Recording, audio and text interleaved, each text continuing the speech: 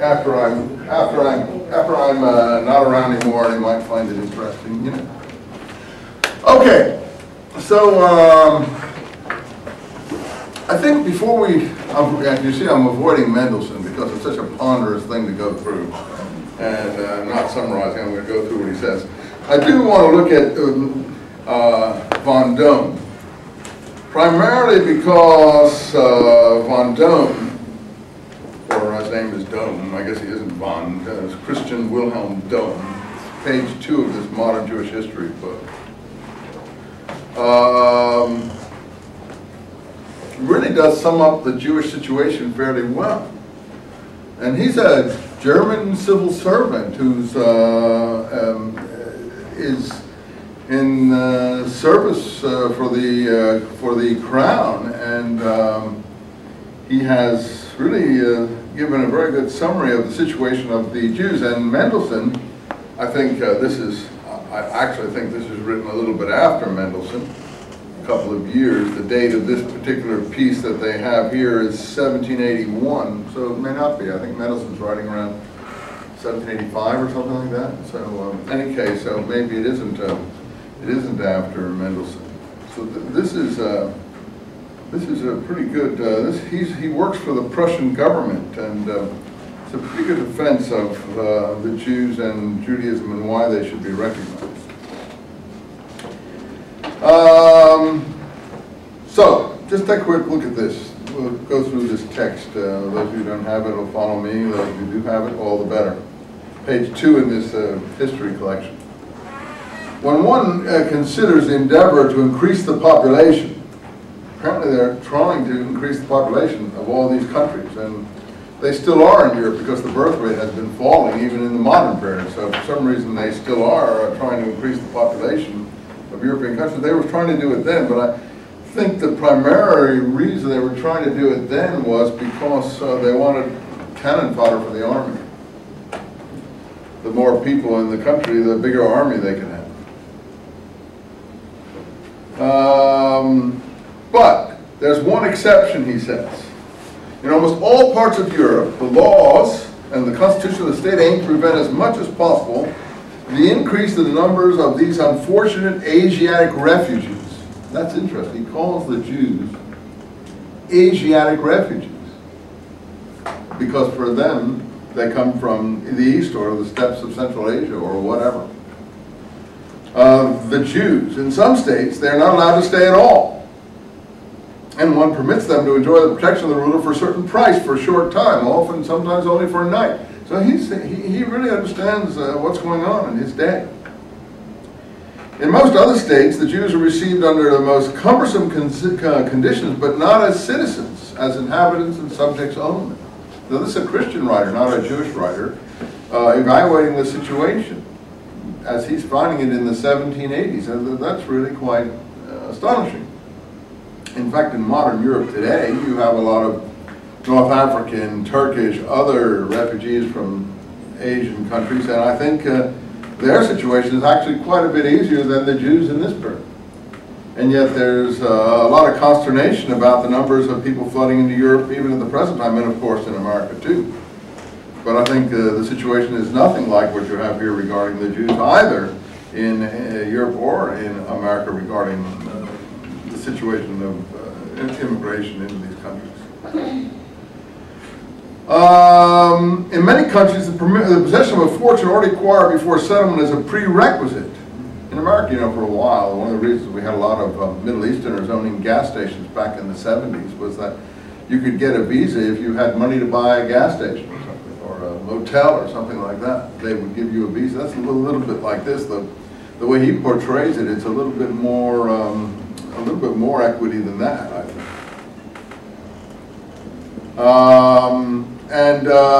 He's usually allowed to bequeath the permission for settlement in the land of his birth to only one of his, if a father has several sons, the man can only bequeath it to one and has to send forth the others with a portion of his fortune, other parts where they have to fight similar obstacles. Where the daughters are concerned, the great question is whether he is lucky enough to link them by marriage to local families. So seldom, therefore, will a Jewish father enjoy the happiness of a living among his children and grandchildren, nor establish the worldly welfare of his family in stable and durable ground. And this is all new information. It's Doan's amelioration of the civil status of the Jews. If a Jew had received permission, this is that should Jew, to stay in the state, he has to pay a heavy tax every year to renew the permit. And he's not allowed to marry except with a license, which he can obtain only under certain conditions, and for which he once again has to pay. Every child adds to this tax load, and almost every one of his actions is taxed again. And this is how they were used to soak up money, as you see. In every enterprise of life, the laws of the country are aimed at him with threatening severity. And the more lenient treatment according to the rest of the population makes this seem even harder. And with all these various expenses, the Jew is severely restricted in earning a living. From the honor to serve the state in peace as well as war, he's everywhere entirely excluded. That's what I told you. He cannot do military service. With Napoleon, that changed. Napoleon wanted as many people in his army as he could get, and he opened it up. In fact, I think Brodowski tells you that Napoleon wanted every third marriage to be a mixed marriage, so all these distinctions would disappear. It's a bit like Alexander the Great with his army. The most important of all occupations, agriculture, is everywhere forbidden to him, and almost nowhere is he allowed to own land under his own name. That's pretty interesting. Every trade guild would consider itself dishonored if it accepted a circumcised man as a member, so the Hebrews almost all countries excluded from artists and mechanical arts. This is really a good summary of what we've been talking about. That's why I stopped to read it to you. And there's no other way but to read it out loud, because all of you don't have copies and some of you haven't really read it. So. Therefore, the only way open to him to acquire means for improving his lot is commerce. But even that way is made difficult. And only a small number of that nation have enough capital to undertake trade in a large volume. So they're mostly forced into the retail trade, like I said. Huckstering, tailoring, things like that, where only the frequent repetition of small profits can enable them to earn a modest living. Or they're forced to loan out to others the money which they themselves are not permitted to utilize. That's really interesting. So why are European states so harsh with the Jewish nation? What has induced them, even the wisest, to make this one exception from the laws of an otherwise enlightened policy? So you see, the prelude to Hitler, unfortunately, is quite a long one. And you know, it's only a short period between this period and Hitler, let us say. I mean, we're really writing here in the 1780s. You know, 150 years later, you have Hitler. So you figure you need another 50, 60 years to ameliorate this situation. They're just beginning to ameliorate this situation. Then, when that situation is being ameliorated in the late 1800s, First World War then comes along in the early 1900s, and after that you get the reaction blaming it all on these interloper people that don't belong there. And so the German collapse of the empire, the king, the Kaiser, and so on, it takes the form after World War I of this weird Nazism. A lower class movement, really, which aims at blaming everything on the fact that there are Jews who have come in, and therefore they all must be exterminated. So it's really weird. But see, you can see already the seeds of it here. They didn't deal with this properly ever, and there wasn't enough time to eradicate not the Jews, but this kind of feeling that was widespread. So he says here, why did they do this?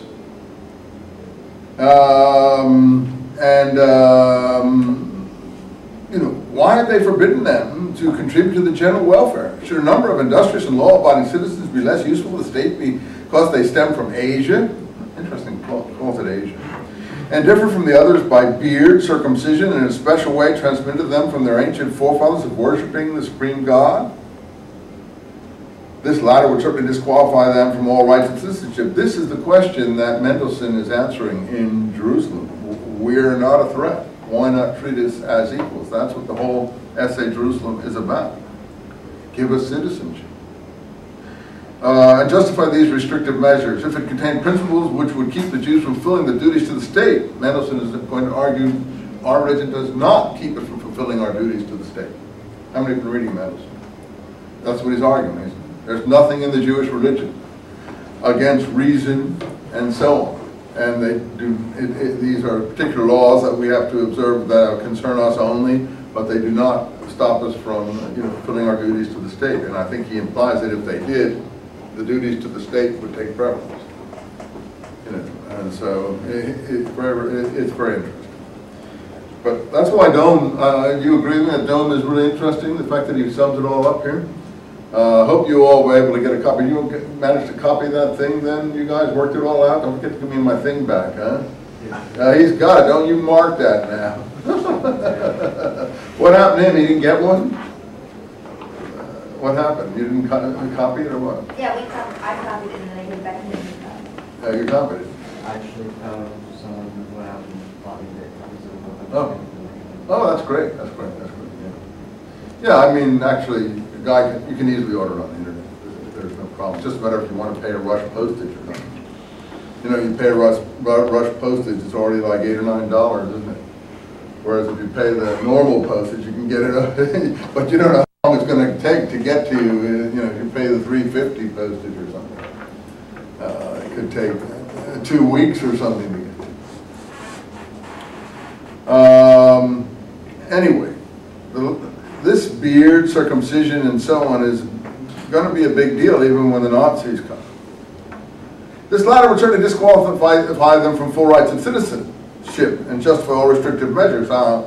Someone said, you said in the class I was in earlier, substituting that some Muslim or some people in the room took offense at something I said, and so on and so forth.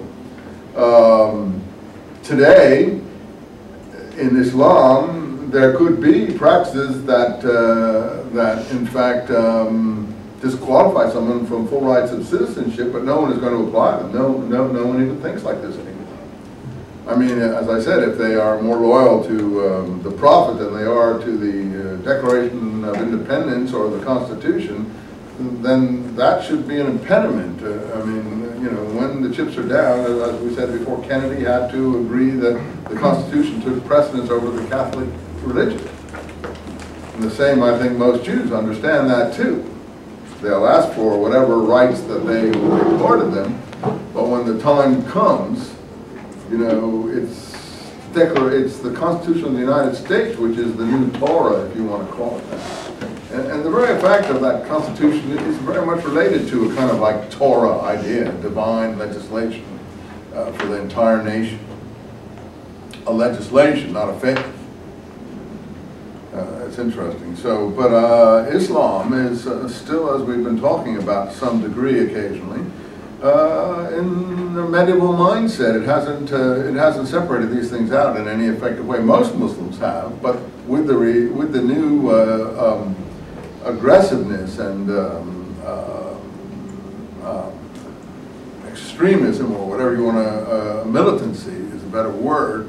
A lot of them are actually drawing back and leaning towards that to some extent, and they're more confused.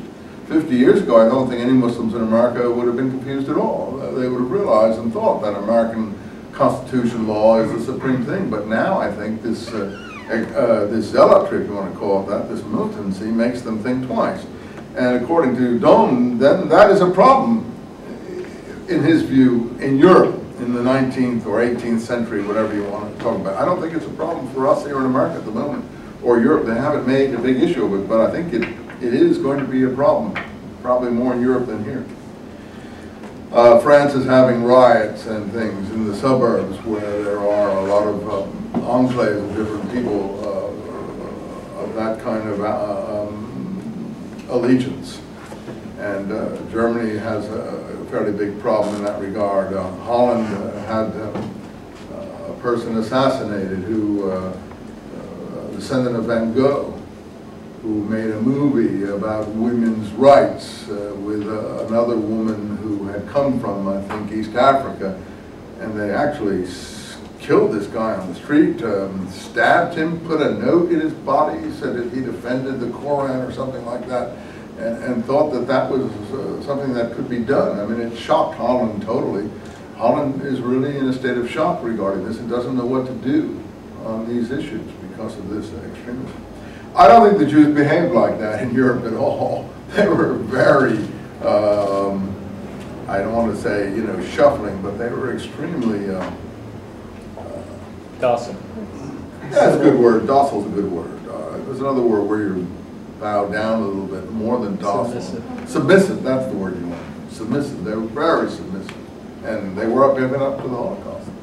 They were even submissive during the Holocaust. They just said, oh, you know, that's what has to be done. So in a way, they were extremely Christian if you consider Christianity to involve non-resistance to evil, turning the other cheek, and returning good for evil and things like that. They were perhaps the epitome of Christians in their behavior.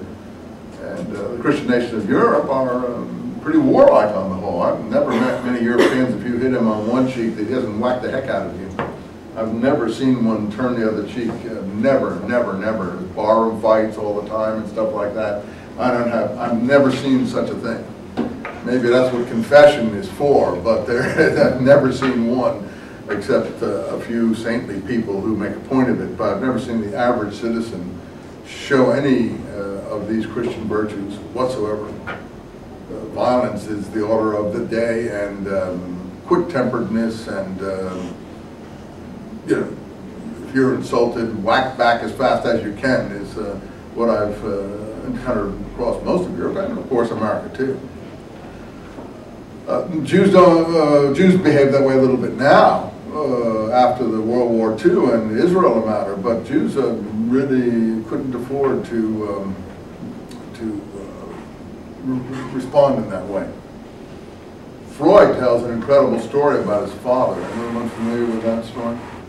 You know, his father came to Vienna somewhat late. He came, I think, from Bohemia, Czechoslovakia, somewhere like that. And he used to go walking with his son. And the thing that shocked Freud the most, and actually lost all respect for his father, I think they were walking in the woods or something, or on a path, and he was walking with his father.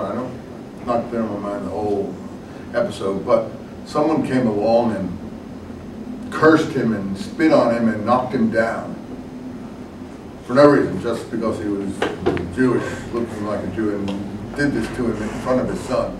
His father just picked up his hat and walked on. You know, that would be very rare in European behavior, and Freud never forgot it. He lost all respect for his father, he said after that. But that's not fair to his father, I think. Freud was very judgmental. It was really unfair to judge his father. His father did probably the only thing that was conceivable under those circumstances. You can look into that episode if you want. You can do a paper on Freud if you want. That's a good topic for a paper. Anyway, so let's go on here. And then keeping faith in their actions within the community with single members of the community, and if hatred against those who do not belong to their faith would make them feel an obligation to deal crookedly with and disregard the rights of others, it would have to be clearly proved the religion of the Jew contains such antisocial principles that their divine laws are contrary to the laws of justice and charity. See, this seems to be a challenge to Mendelssohn to do this. This man is a friend of Mendelssohn's. I think that this could be the thing that triggered Mendelssohn's essay.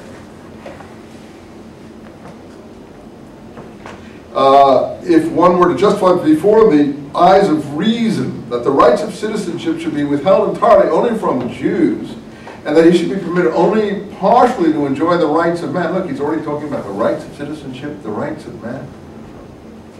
Where are the rights of man coming from? Whoever heard of these things? I mean, this is all new ideas. The French Revolution hasn't occurred yet. This is 1781. 1789 is the French Revolution. So these ideas are already widespread among the intellectual levels of European society, taking root very quickly. I think a lot has to do with the American Revolution, Thomas Paine and his pamphleteering. I think he writes about the rights of man, and Thomas Paine is writing those things in the 1770s. So, but not just him, but some of the other philosophers that we've already mentioned. According to what has become known about the Jewish religion so far, it does not seem to contain these kind of harmful principles. Anyway, he goes on like that. The noble business of government is to mitigate the mutually exclusive principles of all these varied social and economic groups. So it's so enlightened. You see how enlightened that age was? I mean, that's why they call it the age of enlightenment. This is really such a gentle fellow, so decent, so intellectual, so rational, so optimistic, so reasonable. When you hear some of the other speeches, take a look at Goebbels or someone like that, or Hitler haranguing the mobs in the 1940s and 30s.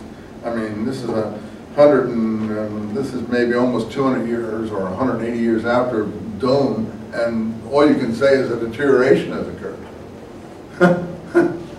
not a development, not a progress, but a going backwards. Anyway, so he thinks the goal is to help people assimilate. The great goal is achieved if the nobleman, the peasant, the scholar, the artisan, the Christian, the Jew consider their separateness as secondary. This could be in America today.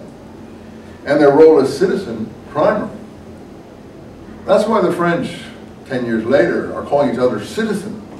Citizen so-and-so, citizen so-and-so. It's a new idea. You're a citizen. It makes you equal. You enjoy the rights of citizenship, the rights of man, if you want to call it that. And women, okay, are coming later, but the rights of citizenship. How many saw that piece on television last night, on public television? Did you see that thing about Marie Antoinette? The 2-hour program about Marie Antoinette? Like, that's too busy with your studies. That was an incredible piece about, leading up to, how she came to a marriage in France from the imperial family of Austria when she was 14, and her husband that they prepared for him, the French Dauphine, or next in line to the throne, was 15.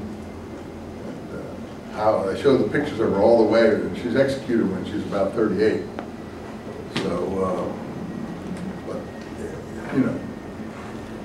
if you think the French Revolution was an affair of enlightenment, I mean, okay, they didn't like these kings for various reasons, and they were against monarchies and so on and so forth. But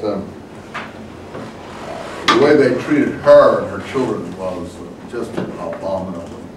I mean, you wouldn't treat a dog the way they treated these people. When they finally put them into prison and stuff like that, the 10-year-old boy was, they took him away, and they put him in a different part of the prison, and she could hear them abusing him all night long, and him crying and shrieking for his mother and stuff like that. And then they finally got him after months and months and months of abuse. I guess he was 8 years old at that time, to claim that he'd slept in a bed when she was having an illicit affair with her sister-in-law or something. Anyway, some sort of incest. They got him a testimony from an 8-year-old boy, and she wouldn't even respond to it in the courtroom. She said this is beneath contempt to respond to such kinds of charges. And then they, condemned her to death and so on, and beheaded her and all this kind of stuff. But the boy then died at 10, from in the prison cell from neglect. It's something that, if you ever hear the French compare their revolution to the American, you just sort of say, hey, let's be honest about this. Your revolution is not even near the level of the American one. No one in America would ever do things like that to anybody at that time. I don't even think very many would do it at this time. We're talking about civilized behavior, not you know, that was almost like what you were witnessing there on the streets in Paris. Back there, you felt incipient risings of fascism right then during the French Revolution. So the glorious French Revolution that they talk about, there are fascist sort of behavior patterns that are emerging, you know, playing to the mob, working the mob up, lying. The trial that they portray there, I mean, it's just like Hitler's show trials where he would, you know, brutalize people and so on. That's exactly the way the trial was portrayed. You know, they had the testimony from it. So don't let anyone from Europe ever say, oh, your revolution in America, that's nothing compared to the French Revolution. No, I'm afraid you got it wrong there. Tell them, because there's a nobility about the American Revolution which is totally lacking from the brutality that was practiced there, you know, in terms of beheading and executions and all that, which was continued into the Russian Revolution afterwards. That's not the way you have a revolution, you know, with that kind of brutality. In any case, be that as it may, and then we have that kind of thing in Iraq now. Saddam is just, you know, the Ba'athist Party was an Arab fascist party. That's what it was.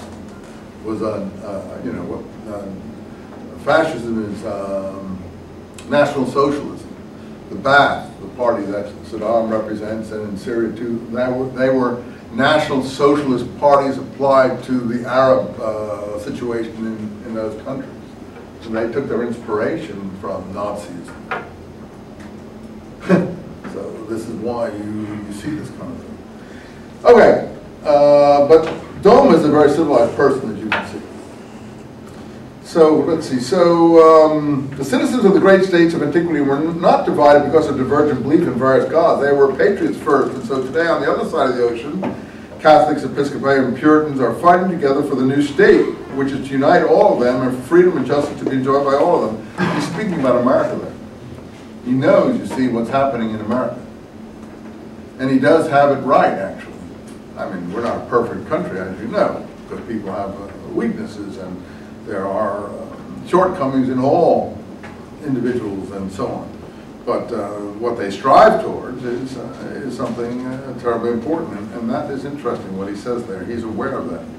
So even if actually in the faith of today's Jews there should be some principles which would restrict them too strongly to their special group and exclude them from the other groups of the great civil society at the bottom of the page, this would not justify their persecution, which can only serve to confirm them in their opinion, as long as their laws are not contrary to the general principles of morality and do not permit antisocial vices. Again, this is something Mendelssohn is very anxious to prove. More than everything else, a life of normal civil happiness, this is page 5, first paragraph, in a well-ordered state enjoying the long withheld freedom would tend to do away with clannish religious opinions. The Jew is even more man than Jew, and how would it be possible for him not to love a state where he could freely acquire property and freely enjoy it, where his taxes would not be heavier than those of other citizens, where he could reach positions of honor and enjoy general esteem? Why should he hate people who are no longer distinguished from him by offensive prerogatives, who share with him equal rights and duties? So again, he's arguing for enlightened treatment of minorities. There are no real other minority except Jews and Gypsies in Europe at this time. And I'm not sure what the Gypsy situation is. Bottom of that page. The fanatic hatred with which the ancestors of the Jews persecuted the founder of Christianity has been transmitted to their late posterity, and they should hate, well, I don't know, this is another, I guess I'm picking it out of context here. You see, this comes out of the Christian scripture. The fanatic hatred which the ancestors of the Jews persecuted the founder of Christianity.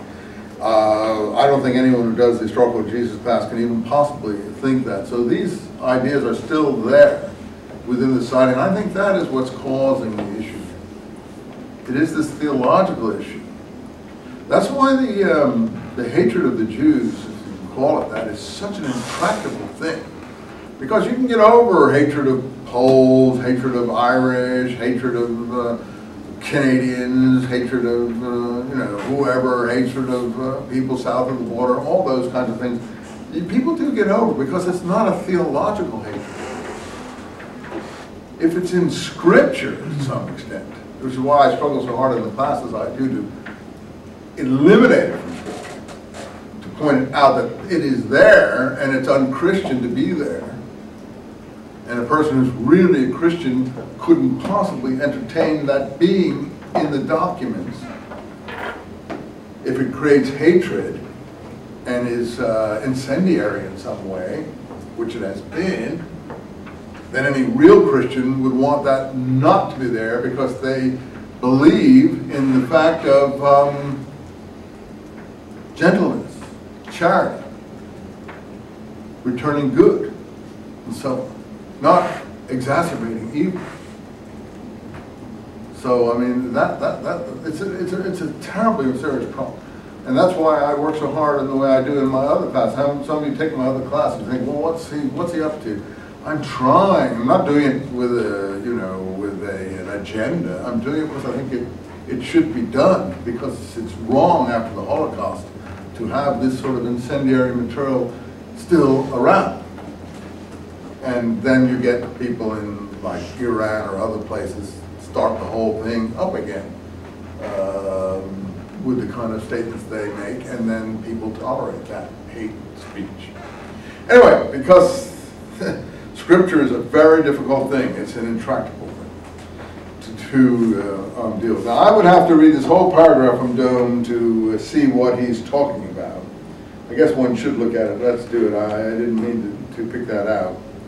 One might oppose to all these reasons the general experience of our states of the political harmfulness of the Jews, intending to justify the harsh way our governments are dealing with them, by the assertion that the character and spirit of the nation is so unfortunately formed that on this ground they cannot be accepted with quite equal rights in a civil society. Indeed, quite often in life one hears this assertion that the character of the Jews is so corrupt that only the most restricting and fierce regimentation can render them harmless. Again, that's the Hitler position, I think.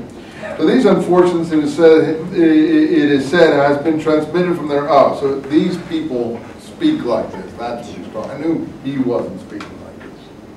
It's these people who speak like this who, in fact, take it from this point, and unfortunately, which a lot of people don't realize, it almost always goes back to Scripture. But one has to understand that the Scripture was written in a Greco-Roman world and reflected the outlook and feelings of a Greco-Roman world towards the Middle East. And a Greco-Roman religious mindset, particularly in the wake of Jewish uprising against Rome, that I've tried to explain to you. So that's a very difficult perception to grasp, and I don't think it's till the 21st century that people are really beginning to get a handle on it. You know, this is taking 20 centuries to begin to get a handle on it. And of course, that's why I work on the Dead Sea Scrolls, because the Dead Sea Scrolls have given us a handle on it. You say, how have the Dead Sea Scrolls given us a handle on it? Because the Dead Sea Scrolls have given us a peek at literature that did not go through the editorial processes of the Roman Empire. And therefore we can see what Messianism was in Palestine before it went through a Greco-Roman editorial process. You say, well, Jesus is historical, isn't he? Well, is Asclepius historical? A lot of people, I asked a friend of mine the other day, he said, I'm tired of writing about Jesus, I'm not going to write about him anymore. This guy, Michael Bates, is the one who wrote the Jesus Papers and got clobbered for that, and rightly so, because it's a crummy book. So I don't write about him, and of course he lost a lot of money in that Holy Blood, Holy Grail lawsuit in England, where he tried to show that the Da Vinci Code had ripped him off, which it had, but in any case. He emailed me the other day, I'm fed up. And he said, I'm not going to write about Jesus anymore, I'm fed up with writing about Jesus. And I said, well, you want to go write about Asclepius? And I said, he had a funny comment about that one. But, you know, Asclepius was a Greek god of healing, who if you touched him, you were healed. That's how Jesus is portrayed in Scripture. People touch him, and then the flow of blood stopped. See, is that historical? Well, we think it is because we're believers, or the people who are believers think it is. I don't want you people to hate me for saying it, but You know, I don't think it's any more historical than the Asclepius situation. This is the way God-men were portrayed in Greco-Roman literature. So you have to separate literature from history. And I think what the mistake people make is they don't see the Gospels as literature. They see the Gospels as history. And then you see, if you take literature seriously as history, in other words, if you believe the Greek gods existed, if you think Asclepius really did these things, you know, if you think Dionysus was what he was and so on, or Isis, or any of these other man gods that you have at that time, then of course I think you're missing the inspirational part of it and asking more of the literature than it can provide. Which is why I put in the introduction of my James book something on this subject. I said, if any of you have read the introduction of that book, you might recall it. I said that I cited the example of Plato. Plato wanted to bar the poets from the Republic. You know why Plato and the Republic was his ideal state run by the philosopher kings? Why did Plato want to bar the poets from the Republic? I speak broadly of poets, epic poets, and things like that. Because for him, the poets wrote the myths by which the ordinary people lived. And for him, that was a world of almost total darkness. That's the cave for him. That they're living in a cave with things, shadows. How many are familiar with Plato's cave allegory? Yeah, they're living chained in a cave, and that's how ordinary people live for him. They never go out into the light of the sun, get enlightenment, because they're chained there. I think of it as people sitting in a movie theater. And there are a lot of people, by the way, get their whole reality from the screen. My kids tell me something they saw on the screen as if it's history, you know. And I say, no, I don't think so. You know, like we're going to hear about the Battle of Iwo Jima pretty soon through Clint Eastwood's eyes, and that's going to be a real joke, you know, and so on and so forth. We're going to hear about the Inca situation from Mel Gibson's eyes, and that's going to be another farce, and so on and so forth. The good thing is that it stimulates people to think about these things, so people don't take that as the literal truth, you know, and then go and look at what the truth is. So that's why Plato wanted to bar the poets from the Republic, and you know, because they created the myths by which the average person lived. And for Plato, whether you're a believer or not, that's nothing to do with me, or it's your situation. You have to decide for yourself about these things.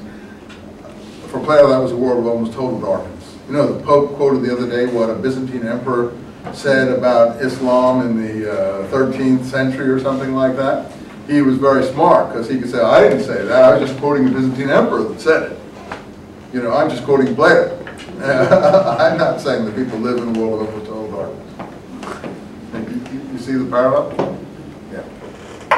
Okay, let's go on. So I knew that he was talking about, all right, so this piece really needs to be studied a little more carefully than I can do it here. Next page, the hard, at the bottom of that page, the hard, I don't think we can do this whole thing. The hard and oppressive condition under which Jews live almost everywhere would explain, although not justified, even worse corruption than they actually can be accused of. Okay, it goes on the same thing. Next page, everything the Jews are blamed for is caused by the political conditions in which they now live. And again, someone should have shown this essay to Hitler a century and a half later. The idea that they were dirty, squalid people and so on and so forth. And if you've seen Nazi propaganda movies like Rats, they portray them and stuff like that. Just perfectly horrible stuff. If you're looking at someone, I don't feel like I'm a rat walking around, you know, feeding off garbage or something like that. It's so absurd. It's just not even, you know, it's just not even, it's pathetic. It brings to mind an awful thing. I was going to bring it to class. I should have, maybe. It's weighs on me. They were talking about what happened in this one village, this new book that's been written about. The guy goes to look for 6 of 6 million of his ancestors, or 6 in a family, wants to find out what happened to them. from Central Europe, and he goes to the village and he gets memories, and they tell him about what happened in this village, and this is in, I don't know, somewhere in Bohemia, or I don't know where it is, somewhere in Central Europe. And this woman on one of these nights of the roundups or whatever they were doing, the riots, the pogroms were, she was in labor. And the people were so worked up in this situation, dragging the Jews out, that they actually took her while she was in labor. And they laughed at her. This is an actual eyewitness. They all laughed at her. They put her in the middle of the town square so everyone could come around and watch her. And then they all laughed and sort of threw things at her, and while she was doing this, and then whether they ripped the child out or they just, she had the birth or whatever in front of everyone, they took the child, just threw it on the ground and dashed its head to pieces, and had her sitting there with all the, whatever it was, stood her up with all the blood and everything hanging out of her. And that's just how they treated people. And they didn't think this was bad. You know, there was no one saying, stop, don't do this. So, I mean, I have that image. This is one of the stories that came through to this person from trying to find out what happened to people in this village. This was on the night of one of the roundups. That's the worst, one of the worst stories I've ever heard, frankly. Did you ever, I'm sorry to fill you with this sort of thing, but Dome is doing it here. Do you ever, any of you ever see that movie Sunshine? No? You guys are missing a lot. You really are. I mean, maybe maybe your world is better and you should miss it. Go see that movie Sunshine. It's about 4 generations of it's a true story, I think, pretty much, of I think it's in Budapest. Budapest, of a family in Budapest. And what happens to them over this period from the 1890s to the 1950s, 60s. And one of the episodes, they're all being assimilated by the early 1920s. They've been in the, Austro-Hungarian army, stuff like that. 2 brothers are learning how to fence and all this. One becomes an Olympic fencing champ, and so on and so forth. And then the Nazi thing pours over Hungary. And by this time, they've all changed their names so they can become lawyers and, and so on. They've taken Hungarian type names. I forget what they've taken. Their name was Sonnenschein, which means in German or Yiddish sunshine, Sonnenschein. They had a big kind of brewery, is what the family had, or something, and they had a Sonnenschein beer or something like that. So that's what the movie is named after, Sunshine. And the worst thing I have ever seen is when this boy is thrown into the concentration camps with his father, who had been the fencing champ, and I think his name, they've changed the name to Svort or something like that, a very good Hungarian name, Svort or something like that. And I forget what happens, they're all out there together, and his father won't humiliate himself to a German or Gestapo officer or something. And they take him, it's wintertime and he's naked, and they hang him up on a tree, and they get a hose, and they just keep pouring cold water on him until he freezes to death in a big icicle. And the boy watches this. It's the worst scene I've ever seen in a movie. And it goes into the boy's soul. Anyway, later on, the communists come, and so he joins the communists, and he becomes a communist secret policeman. And he witnesses things he doesn't want to witness, and he's horrified by what he himself does, the boy who's been through all these things. And then finally, you see him at the end of the movie. He goes into the fish, he quits all of it, and just doesn't want any more of any of it.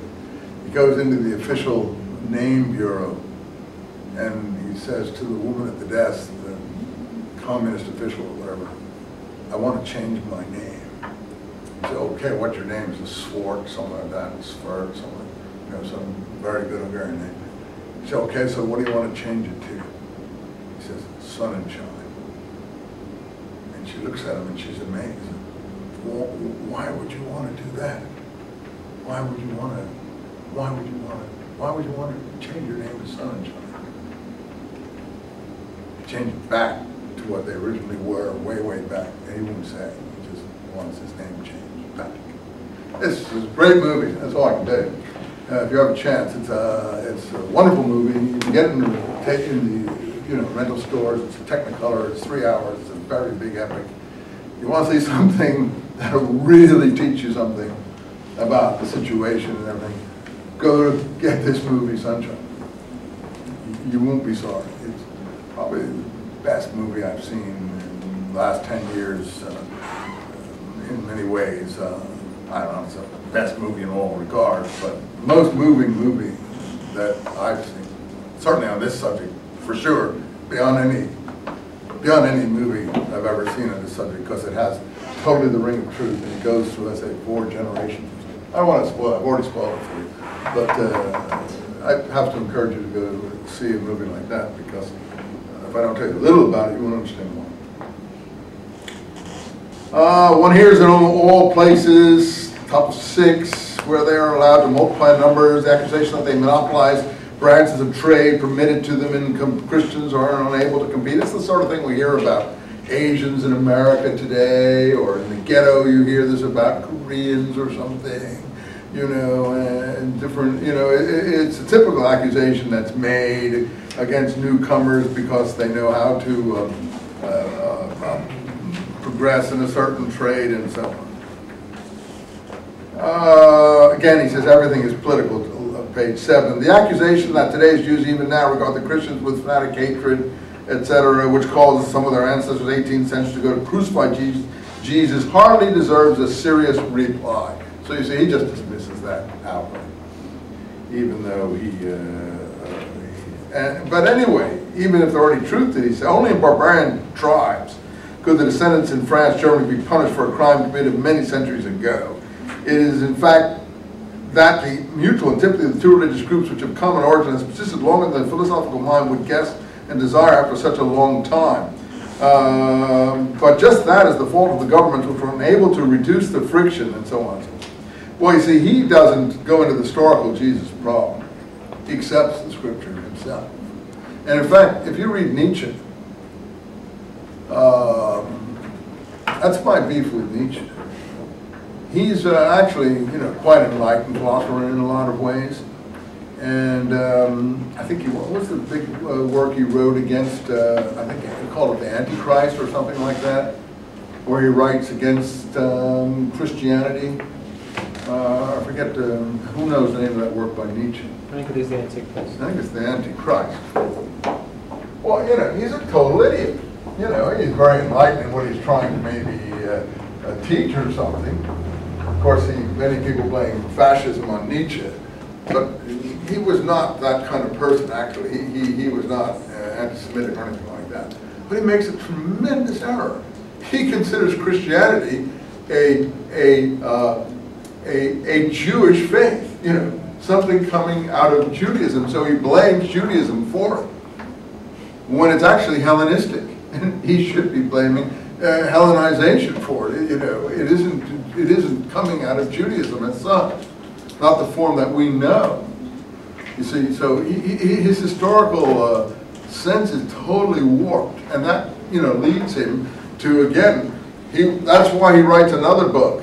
If you know Nietzsche, he's famous for what book? What's his most famous book? Zarathustra. Yeah, Zarathustra. Why is he interested in Zarathustra, who is the Persian prophet Zoroaster in German?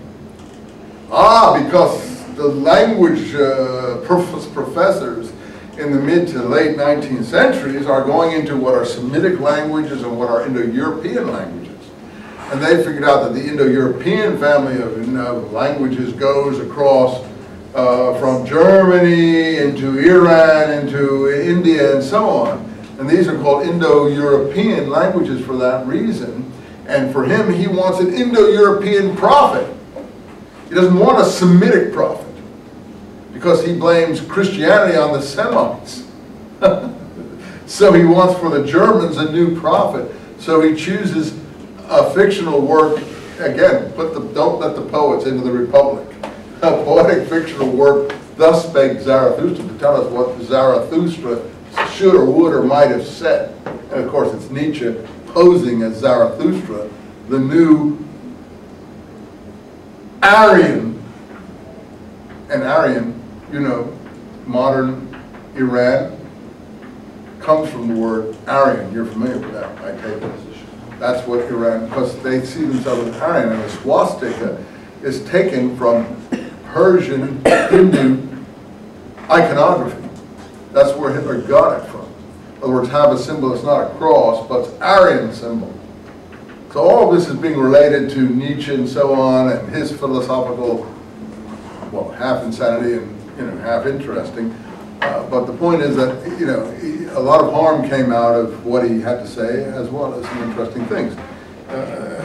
But be that as it may, I think his biggest mistake is he is anti-Christian, but he blames Christianity on the Jews.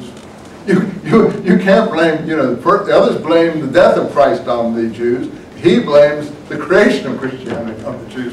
Well, it's you can't win whichever way you go in a world with that kind of mindset. Pardon me for emphasizing Jewishness and Jews. This is what this is about, and I apologize if we're overdoing it. Okay, what can we do? You forgive me? I mean, this is what we're doing. You guys who want something more, cosmopolitan, you got to go to a more cosmopolitan subject. Okay. So now, let's, well, you can read the rest of this. If it's permissible to draw conclusions from the majority of a nation about its essential qualities, no one can deny the Jews possess excellent intelligence, blah, blah, blah, blah, blah. And here, I think he mentions Mendelssohn, you see. Most of us, of those occupying themselves with these interests, have made good progress.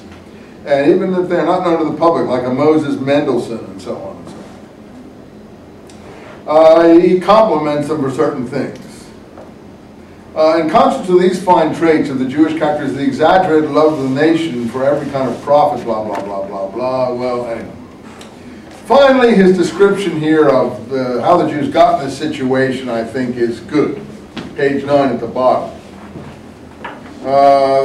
There's no record that the Jews did all these things as long as they lived in their own state, and as long as their own occupation was agriculture.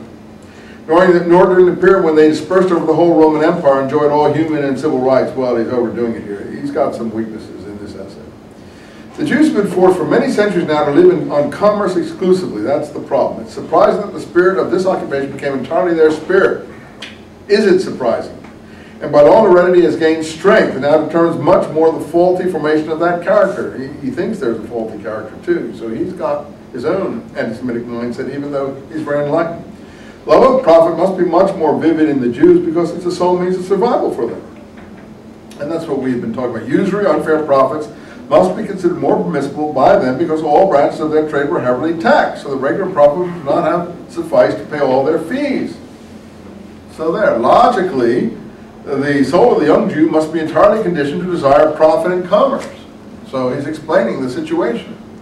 And this is how they have developed this one-sided influence or character that people blame them for and so on. So he goes on like that.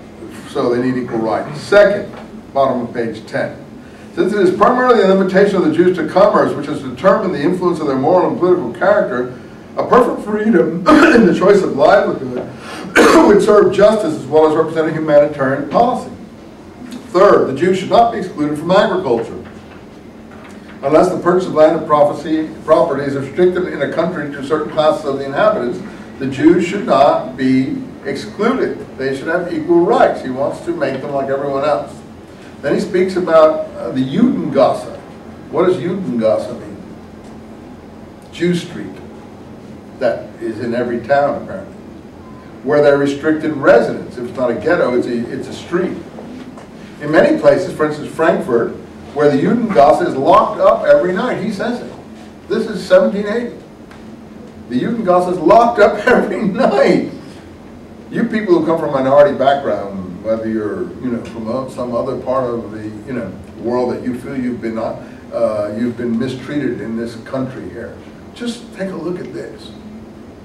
Just take a look at this. And this is recent, you know, so, you know, you have to see that actually, you know, things aren't even near like that in this country. And we hear a lot of complaints from everyone about, you know, what they've had to endure and so on. Granted, it's not pleasant, period. But just take a look at this, that's all I can tell you. Anywhere people are locked up at night in the main city of the country, and, you know, suppose we had a Gaza that was confined, let me see, I want to get a group of people, Eskimo Gaza, and locked up all Eskimos, you know. You know, that would be ludicrous. So if you feel you've been mistreated, take a look at this and maybe you'll ameliorate your sense of mistreatment. No kind of commerce, fourth, should be closed. Every yard, every sign should be open. Fifth.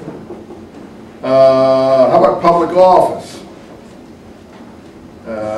In most countries, there's no lack of skilled civil servants and so on and so forth. The mercantile spirit of most Jews will probably be broken more easily by heavy physical labor. Oh, Hitler read that one too. That's why he came in there in the concentration camp, Arbeit macht frei. So there's good and bad here, if you want, for what's coming in the future. But no one can predict what's coming in the future. 7. A wise government should go about the moral education and enlightenment of the Jews. 7. A moral improvement of the Jews should go hand in hand with efforts of Christians to get rid of prejudices and uncharitable opinions. 8. Civil rights would be the right for Jews in all places, free worship, to build synagogues, employ teachers at their own expense. Mendelssohn will go into that. 9. The written laws of Moses that do not refer to Palestine and the old judicial and ritual organization known as the oral law are regarded by Jews as permanently binding commandments. And so on and so forth. This is interesting. Besides, commentaries to these laws and all quotations from them by famous Jewish scholars are held in the same respect as the laws. Therefore, if they are to be granted full human rights, one has to permit them to live and be judged according to these laws. This will no more isolate them from the rest of the citizens of the state than a city or community living according to their own statutes. And so forth. Well, he's tried. I think you'd say give him a mixed result when you're all done here, right? It's an attempt. Do you mind having read you that? I think it's easier for me to read it to you than you to read it yourself. So if you read it once, then read it together. Okay. Anybody want to comment on Dome? Okay, that sets the stage. That is an enlightened person. That is an enlightened person from this period. Now, I think maybe before we read, well, I love this section, this next section here, the Emancipation of French Jewry, where Napoleon and others ask the Jews certain questions, if they're willing to be Frenchmen. I think we have to save that for after we read Mendelssohn. So at the break, now we'll have a break, and when we come back from the break, we'll start on this very heavy-duty essay, Jerusalem Final. Okay. See you in, see you at 25 after.